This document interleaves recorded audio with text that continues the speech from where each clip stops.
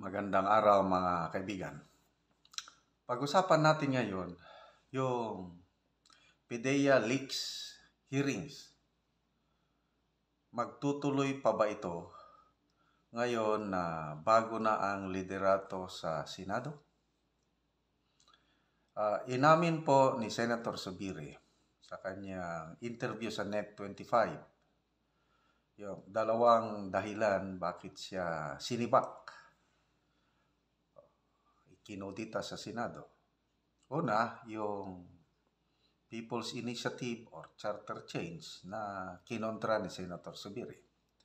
Pangalawa, yung PDEA leaks hearings na pinabayaan lang niya si Senator Bato na tuloy-tuloy yung hearing. At kita naman natin na ang daming mga attempt ng iba't ibang grupo o tao na pigilan si Morales sa pag-testify o kung mag-testify man siya, i-deny yung authenticity ng document. So yung unang hearing, nandun si Morales, inamin niya, perma niya yung nandun at totoo yung dokumento na yun.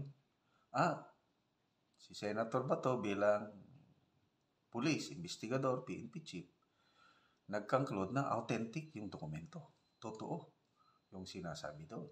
Okay, so ang question na lang ngayon, sino ang nag-leak? So, yun na, sa mga susunod na hearing, yun na, pinigilan na si Morales na mag-attend sa next hearing, yung May 7. Kaya lumabas na yung sina alias Picoy, James Kumar, at mabuti at may CCTV camera na na-record na papatayin si Morales. Nabanggit ang LAM, James Kumar, either name your price,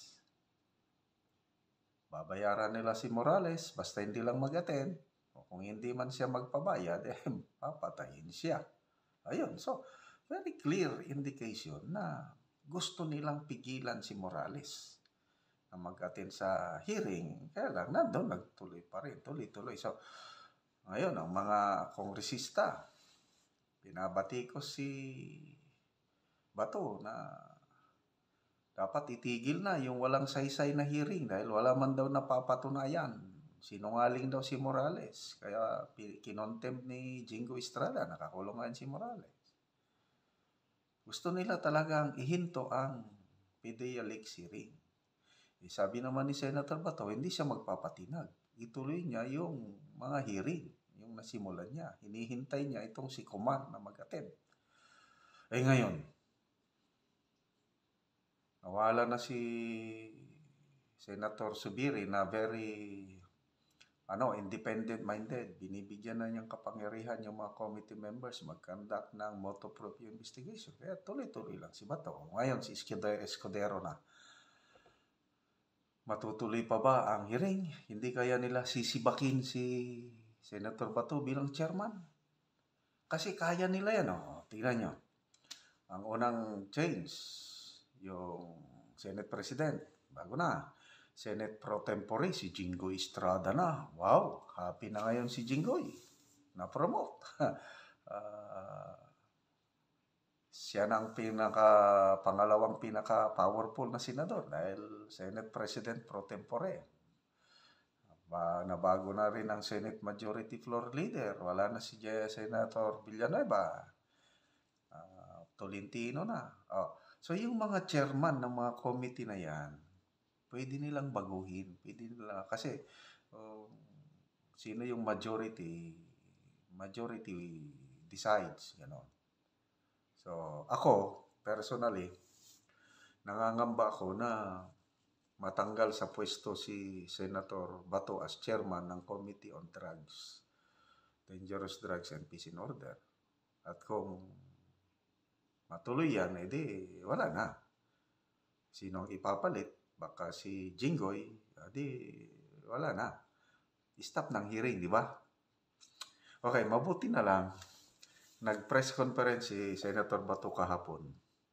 At napag-alaman sa kanyang press conference na although initially supporter siya ni Zubiri, magkaibigan yung dalawa na yan. So,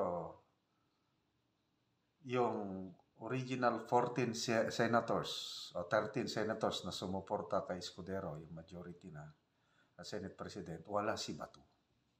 Kailang maganda yung paliwanag ni Senator Bato na pumirma pa rin siya o after na napalitan na ang Senate leadership.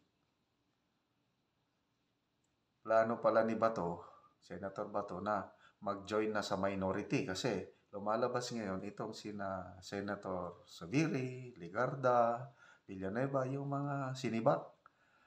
Parang mag-join na sila sa minority block. Sasama na sa grupo ni Senator Pimentel and Hontiveros. Itong si Bato, gusto niya, doon na lang siya sa gusto niya doon na lang sa minority block.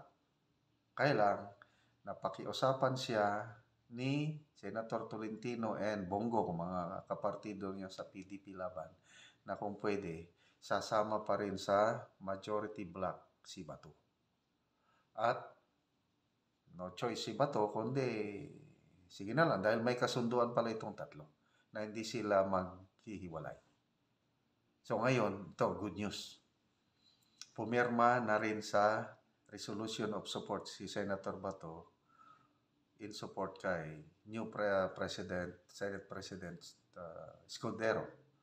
Ibig sabihin nito, hindi na nila tatanggalin si Bato sa chairmanship ng Committee on Drugs. Baka yun din ang isang bargaining. Kasi ang unang pumirma si Bongo and Tolentino, mga aliado ni Bato. Baka kinausap nila si Zubiri na, okay, pipirma kami sa Kodita. Susuporta kami sa iyo, ikaw ang bagong Senate President. Huwag mo lang tanggalin si Bato bilang chairman ng Committee on Drugs, Dangerous Drugs. And then, i-convince namin siya na sasama sa majority. Baka gano'n ang usapan eh. At pumayag naman si Escudero. Sige. Yun. So, sana tama itong analysis ko. Akin lang, opinion ko lang ito. Na dahil nasa majority block na siya, pumirma na siya, hindi siya tatanggalin. Kasi kung tatanggalin siya, baka mamaya silang tatlo. Okay? Bato, Tolentino, and Go. Aalis sa majority block at pupunta sa minority. O baka mababago ang balance of power. Baka dadami ang minority block, yung grupo ni Pimentel, sila na ang magiging majority. Minority na lang itong sina Escudero. So, I hope tama ang observation natin na hindi nila tatanggalin si Senator Bato sa hearing, sa chairmanship ng Committee on Drugs para tuloy-tuloy po ang hearing. Okay? So, kailan ba ang next hearing? Hinihintay na lang yan si James Kumar na mag-attend kasi na-stroke daw siya. March 29 ba yun? Correct me if I'm wrong. March 29. So, bakit kailangang ituloy ang hearing? Kasi hanggang ngayon, hindi pa naman nalalaman sino yung nag-leak. At ang nakita kong focus ngayon ni Senator Bato, itong si James Kumar. Kasi parang siya ang nag-utos kay Picoy o Eric Santiago na kausapin yung si Romy Enriquez ba yun para kumbinsihin si Morales na hindi mag-attend sa hearing. So, mayroong unseen hand talaga, may unseen force na patigilin si Morales sa At yun na nga, nabanggit yung LAM. Alam naman natin sino yung LAM sa political circles. Kaya, to me, kaduda-duda. Bakit yung LAM na yan na nakipag-partner kay James Kumar, pumunta kay Eric Santiago, kumontak kay Romy Enriquez at patigilin itong si Morales sa pag-attend. Kung liar si Morales, kung walang katotohanan yung drug issue na yan, bakit pa may lumabas pa na Kumar, Picoy, na klaro na nagsisinungaling? Kaya dapat ituloy. And good luck, Senator Bato. Kahit binabatikos ka ng mga kongresista, ang taong bayan na nakakaunawa, maraming sumusuporta sa iyo. Ituloy po ang investigasyon hanggang malaman natin ang katotohanan sa drug issue na yan na nasasangkot ang leader ng ating bansa.